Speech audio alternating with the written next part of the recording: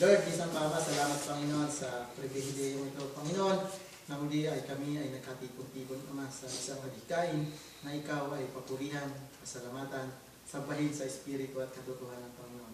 Ama, humihingi ako, Diyos, ng iyong gabay, nawa ang banal na Espiritu at siyang tagapagturo namin sa mga oras na ito, Diyos.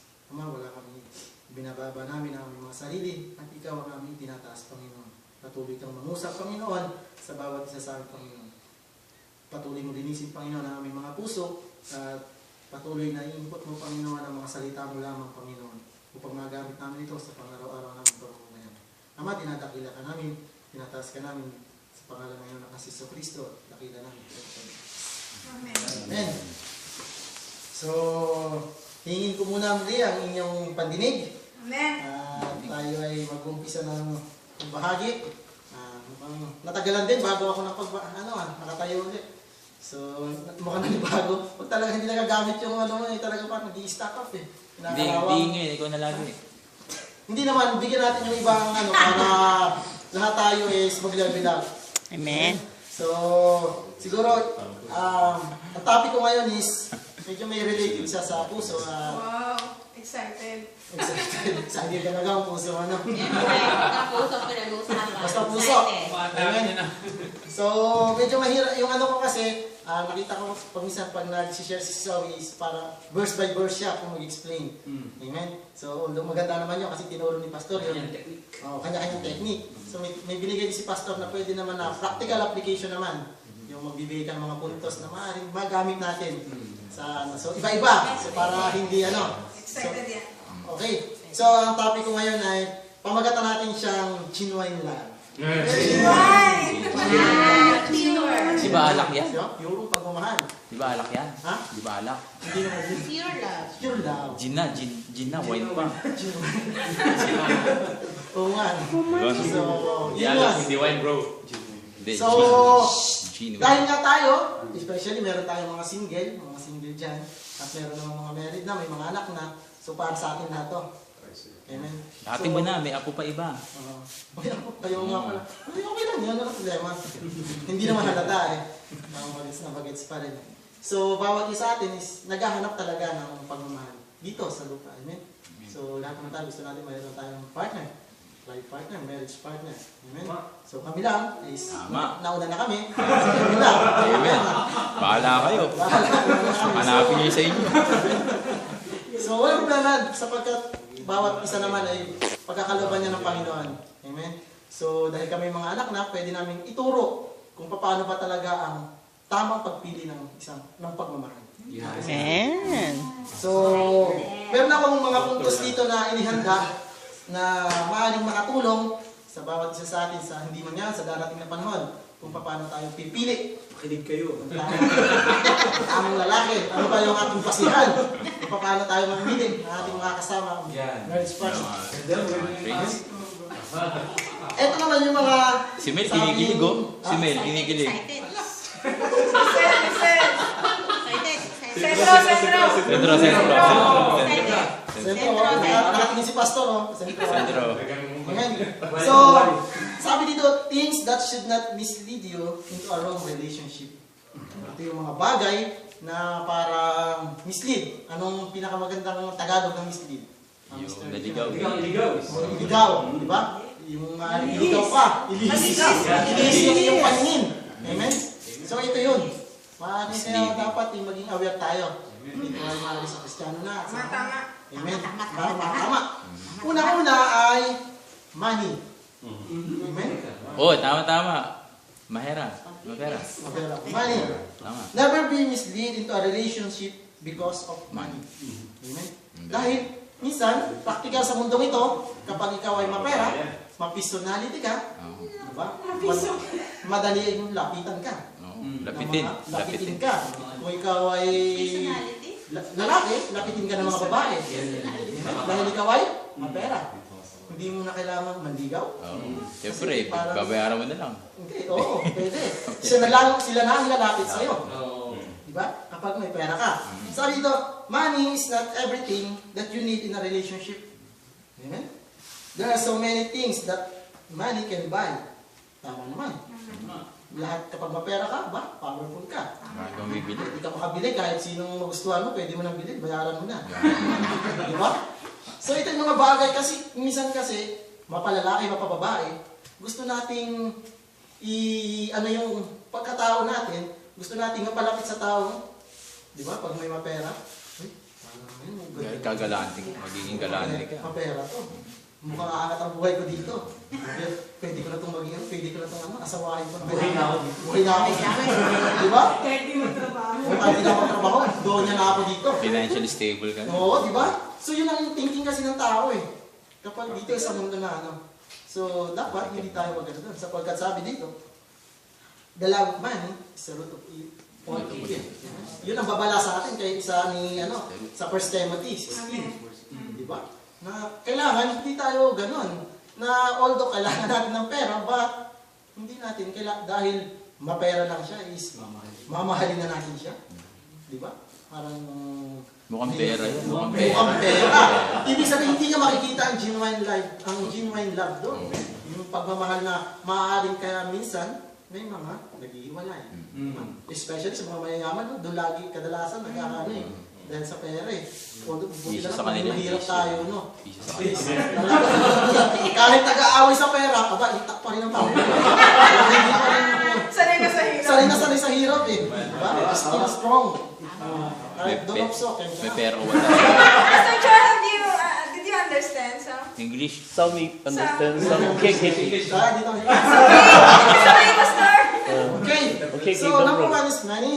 And number 1 is age. Number 2, age. Age? Age. Hindi pa ako na age yan. Hindi ito Makinig sa ka dyan. Di ba? Ito yung edad. Ay, kala ko sakit. Akala namin sakit. Parang Bisaya, age doesn't matter. Sige, tuloy mo yan. So, ito yung edad. Sige, sige. Minsan kasi, sabi yung explanation mo na dito, God loves you so much that He will make sure that He will bring the much for you. Kaya kahit magantay, no? Walang much talaga kasi si Lord yung ano natin eh, this much maker eh. Kaya magantay, no?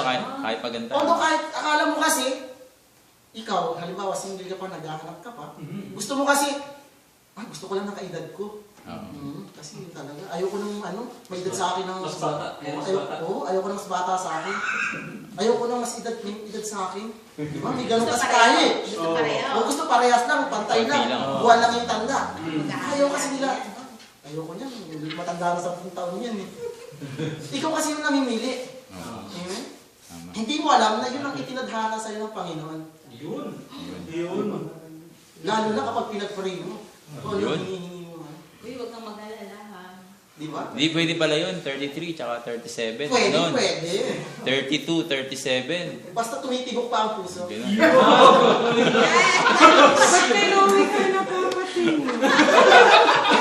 Hindi lang tumakay yung para sa ating mga Yung 44 tsaka 35. Kailangan naman. Pwede rin, no? Bro, pwede turo sa mga anak nga eh. Oo, sa mga anak natin na, anak, hindi yan. Ano naman to eh? Ito yung mga basihan na dapat natin anuhin. Hindi sa edad. Hindi yan sa edad.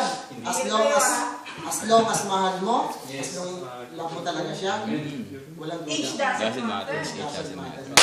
It's Amen? nice. So, Yan yung huwag kayong sagot. maano na kayo ay nagkakaedad o tayo ay nagkakaedad ang bawat isa sa atin is parang akala na natin eh, wala na tayong pag-asa. Pag-asa, no? Siya, puro pag-asa nga. Puro pag-asa binibigay sa Pag atin. Kristiyano, Diba? puro pag-asa. Lalo na hinihingi natin sa Panginoon. So, ang puntos ko lang dito is hindi basihan ang edad sa isang relasyon. Amen. Amen. So, Now you know, now you know. dapat alam natin yan. Ha? So, Now you know. ano natin yan? May ituro natin to sa ating mga anak, sa mga ano. Hindi natin pwede kasi diktahan, anak, ito ang gusto ko, ito yung ano, di ba? Nirereto, no? Nire-reto natin kung minsan kasi. So, tayo ay mga believers na alam na natin, Magtaka ha. may guide sa ating Panginoon. Guide, so, alam na natin yan. So, yung money, yung age, at saka, pangatlo, occupation. Ayun. Huwag na mabigat. Trabaho. Diba? Siyempre, pag walang trabaho, paano yun? Diba? Sabi, may explanation that dito, many people want to be linked with someone who is well employed in a very good job. May career, may career. No? Diba? Tama naman yun. Reality yun.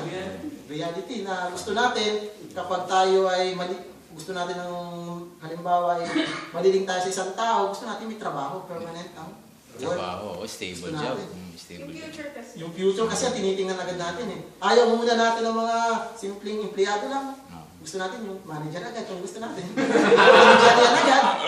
Diba? Lalo na yung ganun ng ano eh, yung mga thinking kasi ng tao dito sa lupa. Kasi yung future agad na tinitingnan. Andiyan daw muna, andiyan. Diba? Sabi nga dito, a person can have a good job, but an evil heart. Things can change in every people who are not working today. We don't know what will become of them in the near future. Amen. So hindi naman natin na palibasa siya ay construction worker lang, ay wala na ba siyang karapatan na magmahal?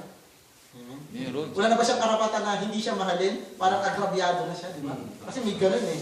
Parang nagkakaroon ng discrimination kasi na may naliligaw. Dinadown eh. Halimbawa, ikaw ay may anak ng babae, nililigawan siya ng isang nagtatrabaho sa bangko, tapos may construction. Di ba? Ikaw kasi na... Ikaw mamimili eh, no? Ikaw mamimili. Ano ko sa construction? Dito, circle dito. Hindi na pa dito pa. Dito Pati pa sa kami, bangko. pati kami damay dito. O, di ba? So, yun kasi ang thinking natin eh. Pero hindi natin alam yung puso pala ng tao. Sabi, di ba? Mas malinis yung atin. Kung yung simpleng trabahador lang ang motibo ay malinis, so di ba? Hindi natin alam kasi. So, hindi basihan ang may magandang trabaho, bagkos ay puso ang basihan. Kung tunay na nagmamahal. Amen? Meron pa. Ang pangapat, gifts and talents. Di ba? Kasi, we have so many gifted people in this world, but the fact that a person is gifted doesn't necessarily mean the person is a good marriage partner. Kasi sometimes, kasi pag ano, ay, ang galing niya kumanta. Oh, nakaka-inlove. Ang galing mag-bass. Ang galing niya mag-bass. Ang galing niya mag-dance. Galing mag-lead. Oo, ang galing niya. Pero hindi nagkamali naman si Art. Hindi naman nagkamali. Kasi talaga may ano naman doon sa May puso may eh. puso kasi. So ikaw naman kasi na ikaw yung nakatingin lang, feeling mo pag kumakanta siya na parang pinag-eme, Love song. yung mga love song, feeling mo, I love you. Ikaw na. Oo, ikaw na. Kasi ganun eh. Yung mga realidad natin kapag may mga galing, humahanga tayo. Kaya siya Feeling kaagad natin eh. na parang romantic ko ng tao dito. Parang gusto ko na magpakasal dito. Ganun, di ba? Yeah, Yung mga tao gusto mo ganun. Di ba, shota-shota lang muna. Oo, yung ganun kasi. Kasi makikita nga natin mga artista kung nampagpilian kung talagang ano, di ba? Hangaan natin. Kung gusto mong hangaan, gusto mo na agad, maging ano na agad kayo eh. So, kung kaya sa bandang huli, hindi sila nagiging doon nagkakaroon pag hindi sabi nga dito, hindi siya pag minsan hindi nagiging good marriage partner. Sabi niya, I know a lot of people are gifted, so but yet his several weaknesses. Sabi niya dito, don't love a person because the person sings well or plays instrument well. You need to hear from God. Amen. So ito ang pinaka the best na tayo ay ang pray muna tayo kung siya ba talaga yung ibibigay sa atin ng Panginoon. Correct. Kung yung, di ba, alam naman natin eh, kung tayo ay may hinihingi sa Panginoon eh. Alam, ibibigay niya kung yung mga characteristic na yung hinihingi, Lord, gusto ko yung hindi naman maginawa medyo pastor. Hindi naman yun. Tayo yun eh, tayo. Tayo yun eh, dati. Gusto natin yung simple lang. Simple lang. Simple lang. Kaya ikaw, Mel, huwag kang basta-basta magagaan sa magagandang boses, Mel, ha? Kung bahala niya pa. Hindi yan ang basihan. Basta ang malaga ipag-pray mo. Sapagkat, dyan sumasablay kasi. Sarap ng ngiti ni Mel. Maganda kasi kapag hiningi mo sa Panginoon. Oo. Sure ball. Pag sure ball ba? 100%. Pag-share ba kayo? Pag-share. Talaga. Shoot na shoot yan kapag galing sa By Panginoon. blessing yun. Na hindi naging basihan mo ay ang kanyang yung hinahanap mong quality Yung outward appearance. Outward. Amen. So kailangan mong humingi pa rin ng guidance through prayer. Amen. Humingi sa Panginoon. Ayos ba, pare? Di ba? Amen. Noted daw, noted. So number 5, meron pa dito his or her family. Yun. Family naman. Background. Oo, may background din ano. Sabi dito, there are families that some people just want to be associated with maybe because of fame or money. So people will just try to marry someone from that family so that they can be hooked up to those families. That is the very dangerous trap. You must marry someone for the right motives, not for personal gain. Amen. Even at those most underrated families, God is able to raise your future partner.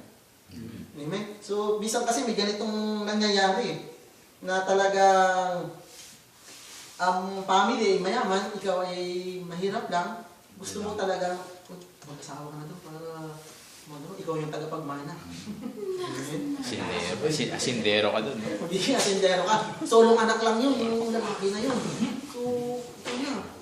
Gamitin mo na lahat ng karisma mo. Akitin mo na. Akitin mo na. Puro na ikutin mo na, di ba? May gano'n. May gano'n mangyayari. Sapagkat yung motives ng puso mo is, hindi mo naman talaga mahal eh. Parang Iba yung nais mo lang motibo mo, is, parang dalhin mo yung family mo, itaas mo, na magkaroon sila ng maayos na pamumuhay. So, di ba? Sabi nga dito, dangerous trap nga. Kaya marami, hindi Para sa taste tayo. hindi marami hindi naging successful yung marriage life dahil sa ganong motives ng puso mo. Amen? So, tuloy-tuloy lang tayo dahil Dalawa lang si Pastor eh. Number 6, association. Association? Paki-explain. May Association. asosasyon pa. Friends can mislead you and connect you Grupo-grupo to siguro. people who were never meant for you by God. God is the best matchmaker, not your friends. It's possible that God can use your friends to link you to your life partner, but not always, so there is always need to hear from God. Amen? Amen. Kasi sometimes, akala kasi natin, yung mga friends natin may inire-recommend. Nirereto. Yung nire-reto. Uy, yung ano, napaka yan. Mapait na tao yan. Di ba? Mga sul-sul ng mga friends natin. Ano, kasul-sulan tayo? Di ba na? Mas okay yan. Tingnan mo. Matured na yan. Mga ganun. Matured na pag-iisip Pwede yan. na yan, matured na yan. Oo, pwede na yan. Talagang, may ganun kasi. Nag-matured na. Minsan kasi, hindi natin inaano natin yung, pinapangunahan natin yung ating puso. But, minsan nakikinig tayo sa friends, mga kaibigan natin, sa mga nakakasaluhan natin. Dikta ng iba. Dikta ng iba. But sometimes, sabi nga, si Lord ay gumagamit minsan ng people. No, minsan naman, gumagamit si Lord ng tao para makilala natin kung sino ba yung magiging natin, partner natin. Para tulungan. Para tulungan tayo. Di ba? Minsan naranasan na natin yun, may mga pagtropa tayo. Kung ano hang kay, sige na, nag-isa na lang, diskartehan mo na. Ganun eh. Dali mo sa dilim. Huwag na po ganun. So, di ba? So, hindi porket na tayo ay nadidiktahan o nakikinig tayo sa mga kaibigan natin. So, siya na Puso yung pa rin. puso pa rin yung ating ano. At sabi nga dito, always need to hear from God. Yung pa rin yung the best ano doon. Pray. Na lalo, ipag-pray pa rin natin na tayo ay kailangan humingi tayo ng guides para sa ating Panginoon. Amen? So ito, yung sinasabi ko sa, yung number 7, appearance. Yan. Tsura. Yung matatagpuan sa 1 Samuel 16 verse Amen. 7. Diba? Appearance. Dito maraming minsan mga Personality. inward beauty is more important than outward beauty. Tama? Amen. Tama. Don't connect yourself to a person because of person's outward look. A person can be beautiful, handsome, but yet very wicked. Many people are misled because they think, hindi na to. The heart of a person is more important than the outward appearance. Amen. Kasi pag minsan yung tao, yung basihan kasi natin yung ating nakikita eh. Tsura. Lalo na yung itsura eh. Yung first impression natin. Makita lang tayo, ganda niya. Pwede na siya maging ina ng aking mga anak. Ganon ka agad. Ganun ka eh. Kasi makita ka kasi ng ano eh. Yung maganda sa paningin mo, hindi mo kasi, yun ang realidad naman yun. Kakaroon ako ng magandang lahi dito. Mga ganun, no? Di ba makakita ka ng ano, kahit sa babae, makakita ka ng magandang postura ng ano, guwapo. Ganda pagpalahi dito. Sayang naman. So, outward. Kasi, sabi nga, di ba, yun ang basihan kasi natin tao, yung ating panlabas. Ba't sabi ng Panginoon, hindi panlabas na nyo ang kanyang tinitingnan, yung stand, ano niya, Puso. yung inside ano natin, yung motibo ng puso niya. So yun ang pinakamahalaga. Hindi nakukuha sa ganda. Ang ganda, sabi nga, ang ganda lumilipas. Kumukulubot. Darating ang panahon. Pero ang pusong may takot kay Yahweh, di ba? Yeah. Ganda po. Proverbs. Proverbs. 30:31. Yun ang the best. Yun ang pag nakita mo, ay huwag mo nang pakawalan. Talaga naman, yun ay talagang the best yun. Na ang kagandahan, ay nasa loob. Amen. Wala sa panlabas. Dahil lagi tanda natin, ang panlabas ay kumukupas. Amen. Pero mas maganda talaga, kung maganda na yung panlabas, maganda pa Doble panalo. inside outside. Oh, pambira ano mo yan. So, nakita ka ng ganun. Tumama sa... Inside out, inside out. Uwi na. Parang tumama sa loto, walang kayanan. So, di ba? Laway lang po na. Kailangan mo magsisir dun. Kapag nakita mo yun, yung mga ganong tipo ng tao, inward, outward is talagang beautiful parehas. Amen? Number 8 is, malapit na, Sige. dressing. Wow. Dressing? Ba't may Oh, dressing? Forma. Passion, passion. Passion, pananamit. Amen? Sabi dito, anyone can dress well, but not everyone has a good heart. Amen? So, parang isa lang sa atin. pa rin. Di ba? Kaya, akala mo naman kasi, talagang makita mo lang, "Ay, ganda ng suot mo, naka-Amerikano, Angas, no? Ganda ng dress. O, maganda ng passion niya. Talagang, Kahit okay na. parang isip na, napakabuti Iba siguro. ito ah. Napakabuti siguro ng tao na to. Parang makita mo, ang linis-linis niya. Siguro napakalinis ng tao to. Amen? Pero sabi dito, di ba? Everyone has a good heart. The Nakakasig fact din yan. that a person dresses the way you like and the way in the walk, the way you like does not make that a person a good partner for you. I know so many people who dress formally and smartly every day, but yet their hearts are away from God. Amen? Pwede, di ba? Posible yung ganun. Akala natin napaka-ayos-ayos na kanilang pananamit, pero ang puso nila ay malayo naman pala sa Panginoon. Amen? So, yung mga puntong yun kasi, akala natin, yun yung nakikita natin sa ating mga mata. Na akala mo naman, matabihan ka lang ng mga madumis-dumis, nagusgusin, akala mo naman, gagawa ka na ng masama. Amen? Makakita ka na maglingon. Mga hold upper. Kala mo, hold uping ka. Pala, tutulungan ka. So, sinahin mo hold up. So, Naka-SUV. hindi yun ang basihan.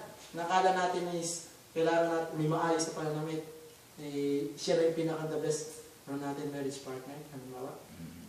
So, kung ito lang sana yung nauna bago yung at least may idea. Kung paano tao pagpili pala. Parang may regrets ka pa. Parang may regrets ka pa. Hindi, no. Pero sabi ko nga is, wala ko Binigay na yun eh. Binigay na ni Lord June sa'yo. Oo, yun yung tanggap mo. Yun ang binigay ni Lord. Tanggap mo yun. Parang Siyempre, ayaw mo Klaro pa. lang, klaro. Oo, klaro. Parang ayaw mo pa. Tanggap ko yun. Klaro, klaro. Yun sana, di ba? So, bawat isa atin, at least may guide tayo na Uwi hindi... na siya. Wala lang siya labas. Oo, yun na siya. O, Uwi sige, na di niya ba? ako. Tagalog na. Yung Tagalog na tayo. Sabi nga, may kwento eh. O yun, o. Yung pag-sabi, basta may kwento. Kwentong barberong Kristiyano yan. Ha? Kwentong barberong Kristiyano. Oo, yung mga kwento di ba? Di ba?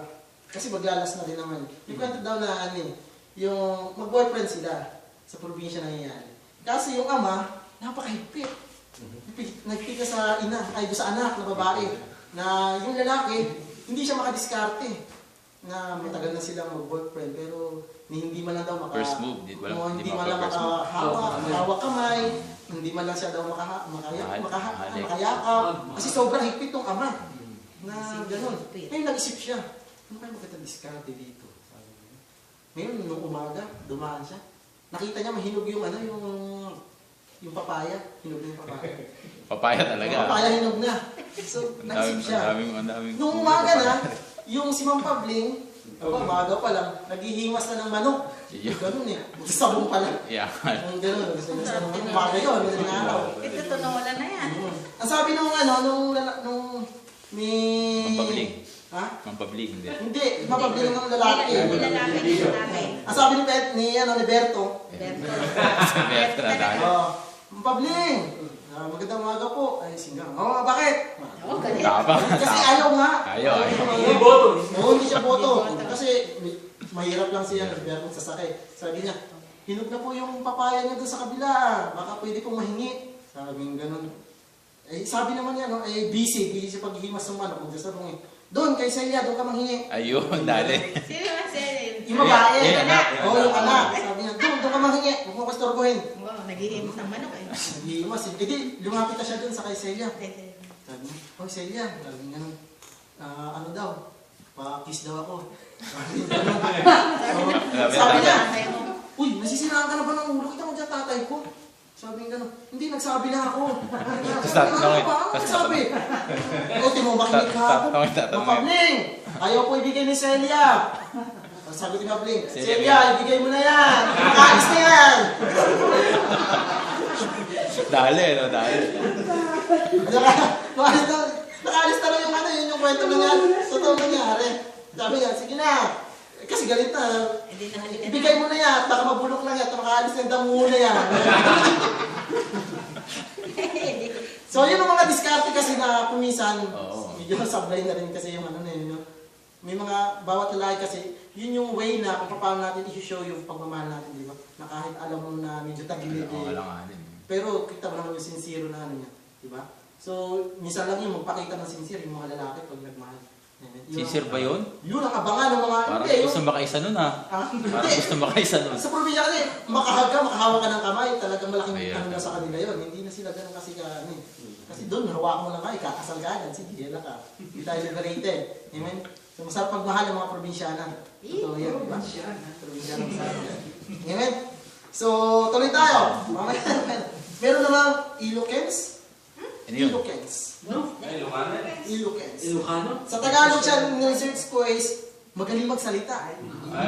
Maboka. Maboka. Mabola. Mabola. Lahat Mga na. buladas. Flowering words. Flower. Yung ano siya, mabulak-bulak magsalita. May mga ganito. Akala mo kasi, may mga lalaking ganito, marami. Oo, Son. Marami, Son. Ha? Oo, Son. Oo, Son. Marami, Son. Marami, di ba? Akala mo lang eh. Eto, Ikaw kasi, wala sa gandang lalaki, pero pag Maboka. nagsalita. Sample nga. Baral sa. Ha? sample daw. Yung dating mong ano. Yung mga dali mo. Linya. Yung mga linya mo. Diskarte. Mga linya mo. Bagay yung discard. Napakaganda tingnan naman ang iyong mga mata. Parang bituin sa langit. Yung mga ngiti nga, malalalim eh, no? Pamprobisya talaga. Pamprobisya. Masyado nga eh. Parang maliligaw ka eh. Sabi niya, pwede ko. Yun, nakakinig yan. Sabi may naliligaw daw, parang malalim yung pinaghugutan niya eh. Oo. Sabi niya, pwede ko bang may pagkano? Ano lang isipin, yung paliligaw niya kasi iba. Parang Sabi, green. malalim yung pagkakano. Sabi niya, pwede ko bang ipasok sa iyong dibdib ang malaki kong pag-ibig? Sabi niya, grabe ka naman magmahal. Damdamin pala, nakabubutis ka na. Kasi, hindi sabihin yung malaki Sobrang pag-ibig. sobrang ano ng Sobra Tagalog. yung pag-ibig niya.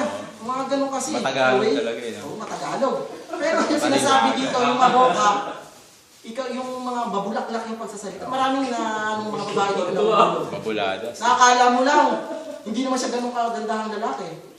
Pero kapag nagsalita, akala mo naman kulang na lang, ikala mo na sa pinag-eheli ka. Na kung punahin ka, talaga na, wow, ang ganda-ganda talaga ng mata mo. Yung mga ngiti mo. Kahit nakasaling glass eh, no? Oo. Di ba mga ganun? So sabi dito, there are people in this life, there are people in this life who are good at talking. They can blow your mind with that they say, their selection of words and how they pronounce words. All this does not make a person the right partner for you. The fact that a person can convince you with words does not make the person good for you. God is the best matchmaker. Let's hear from Him. Amen? So marami kasi sumasabay dito na akala mo lang na kung ano bang Tagalog doon na akala mo lang is kung ikaw ay itaas niya, purihin ka niya, akala mo naman ay talagang wow, grabe, napaka-romantic ko naman ito. May mga ganun kasi magagaling magsalita eh. Na, ewan ko, ba't may ganun talaga? Hindi mo natin masasabi kasi.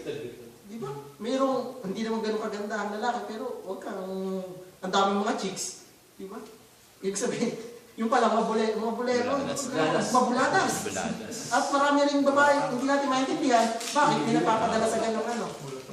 Dahil nga, minsan, hindi sila aware sa kung paano yung sabi niya. Tawag doon, Ilocos. Ilocos. Ano mang spell? E-L-O-Q-U-E. Ilok. Q-U. Oh, Parang equestrian. Yung sa ano, di ba? Sa puppet, di ba? Ilocos. Kaya minsan, Ilocos. Big Ben sa Ilocos. mabuladas pala yun. So, sa lalaki naman kadalasan to nangyayari. So, bawat sa so malalaman natin yan sa way ng pagsasalita nila, yung kala mo yung clarify na pagsasalita nila, kala mo talagang kagalang-galang na kala mo kung magsalita siya ay pulido, hindi na nautan-utan, mahirap din yun, di ba? So, hindi porket ganun siya kagaling magsalita siya rin the best part, pwede ka nang para sa kanya, siya na, gusto kong mahalin. Mas the best ang tahimik, tulad namin na dali. Tahimik na kami. Sino ba? Ha? Mga tahimik lang, mga bantay sa lakay lang.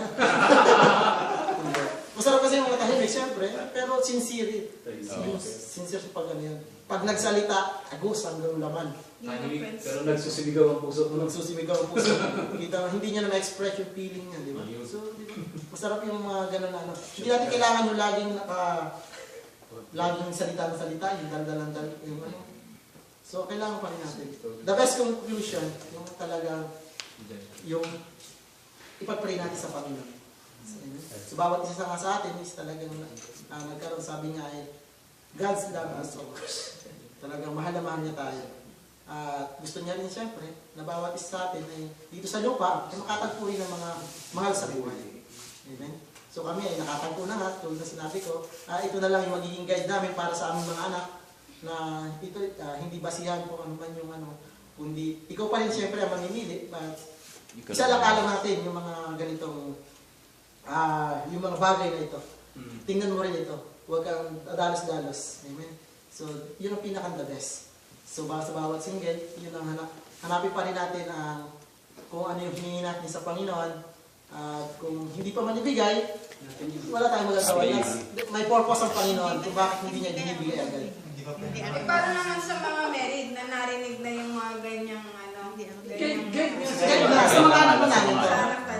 Sa mga anak na namin to. Sabi ko nga sa mga Ginamit pa namin. Guide na nila. Pwede gamitin sa ibang babae. Guide nila yon sa mga anak Hindi, nila. hindi nyo naman siya gagamitin sa ibang babae. Kumbaga parang, hindi ba maano yung isip nyo na parang sa misis ko, hindi ko ata nakita to, mga ganito. So ano naman yung pwede nyong gawing aral doon? Na ngayon narinig nyo yung mga ganyang guidelines, pero parang sumablay doon Gusto sa... mo kami paghiwalay ng mga asawa natin. Hindi ko lang yun. Kasi parang maging way din siya ng, hindi ko nakita Hindi to ko sa nakita. parang nanlamig ka, parang bigla ka manlamig. Meron ganon. May Minsan ganon. parang baka ganon. So, sa akin sa aking opinion, na narinig nyo na yan, mas maganda siya na narinig nyo, hubugin nyo naman siya sa ng Panginoon. Oh, sa words of God. Words of God, kasi nga ang Panginoon pa rin natin yung sabi nga, siya pa rin yung magiging sentro kasi. Kasi kung ito magiging basihan lang natin, sablay tayo. Maaaring, tulad yung sa akin, yung basihan ko, hindi ito naging basihan ko kasi. Kasi naging basihan ko parang puppy love lang, bata pa, naging mapusok. So hindi natin inaasahan, hindi tayo tumingin sa mga ganito. So kung ngayon nalaman ko ito, talaga sablay lahat. Wala sa So, pero sabi nga, is nandun ka na, ang tanging sandigan mo na lamang ay yung salita ng Panginoon. So kailangan mo lang itong hulmahin ito.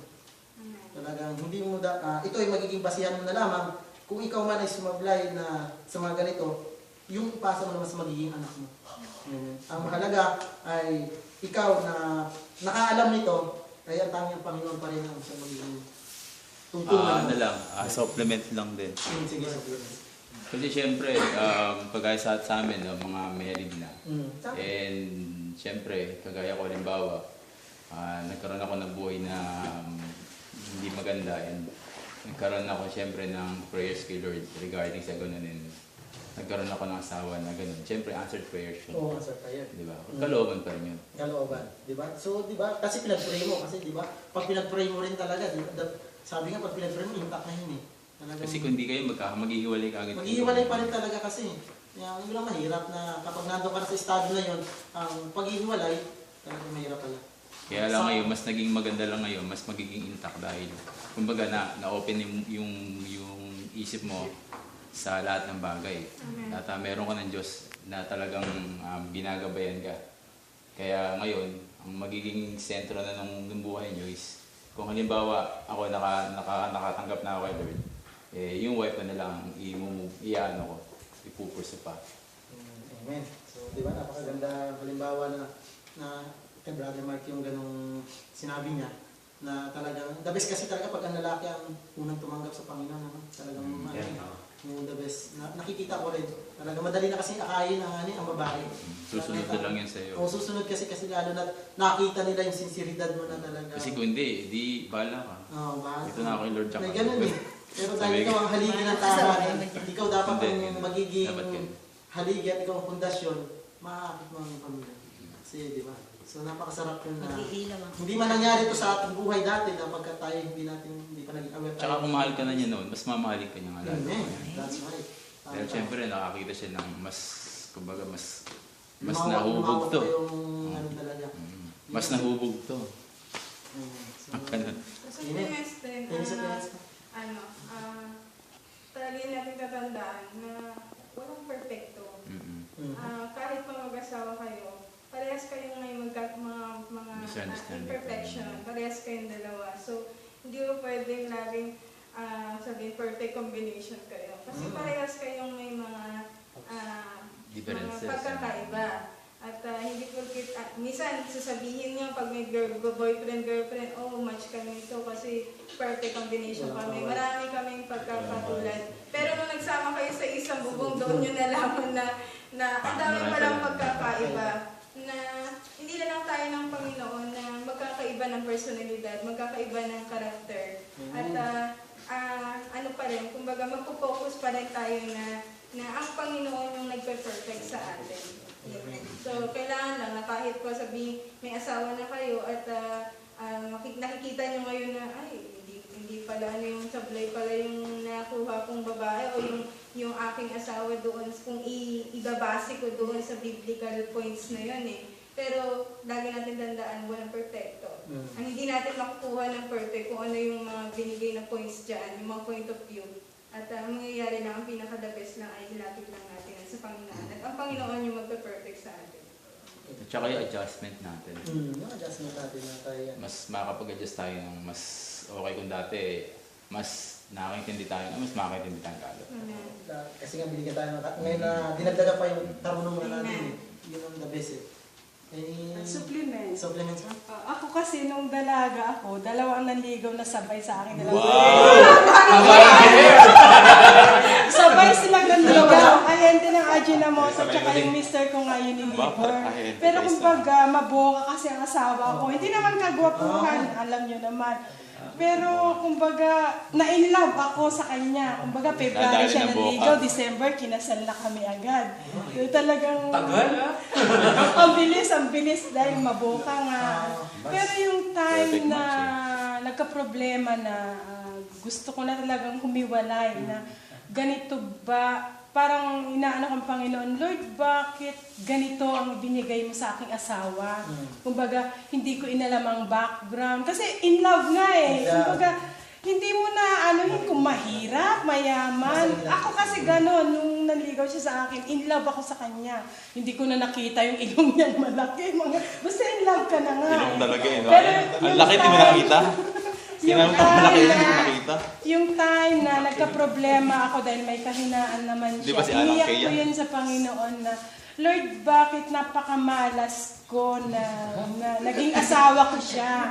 But, no, hindi pala dapat ganon. Dahil sa mga experience ko sa asawa ko, kikilos ang Panginoon sa buhay niyong mag-asawa. Lalo na sa akin, nakilala ko ang Panginoon na prayers pa rin, walang imposible sa Panginoon. Binago niya ang asawa ko na sa pag-uwi ko, masaya dahil buo pa rin kaming mag-asawa na kahit may nasasabi ang family ko sa kanya.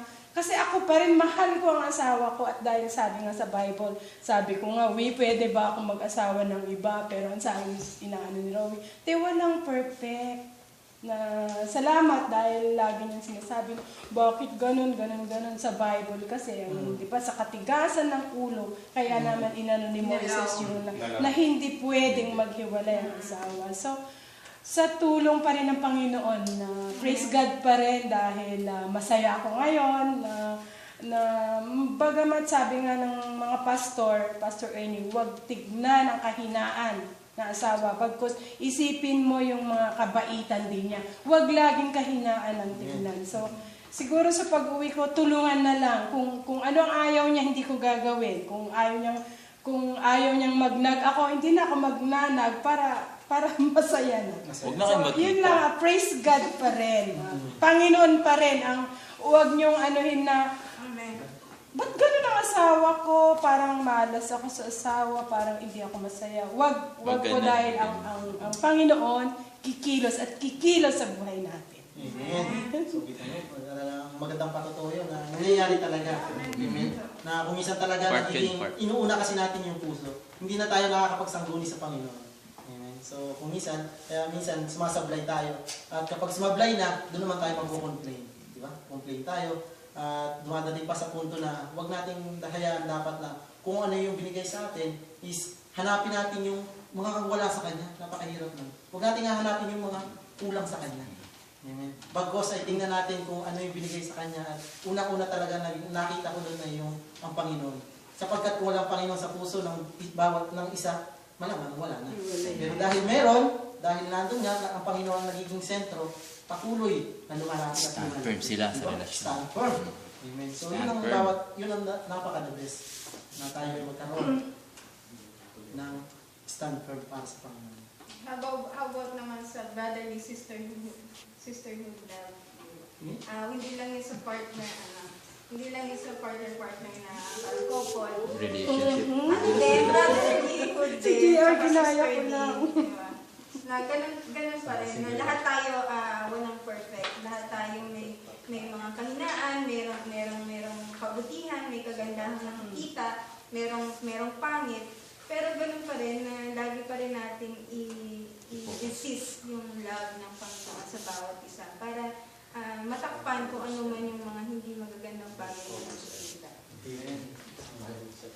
Amen. So, dyan na muna po, natatapos ang aking munting mensahe. Nawa ay ang dalangin na sana ay tumimo ito sa bawat isipan ng bawat isa at maging guide natin. Hindi man ngayon kundi sa hinaharap na kayo ay tayo magkaroon ng malawak na kaisipan na lagi natin iisipin na ang pagmamahal sa atin ng Panginoon ay wakas, hanggang wakas. Amen. Sila ang mga nagbigay sa atin ng talagang tunay na pagmamahal. Amen. So, binibigay ko na sa akin.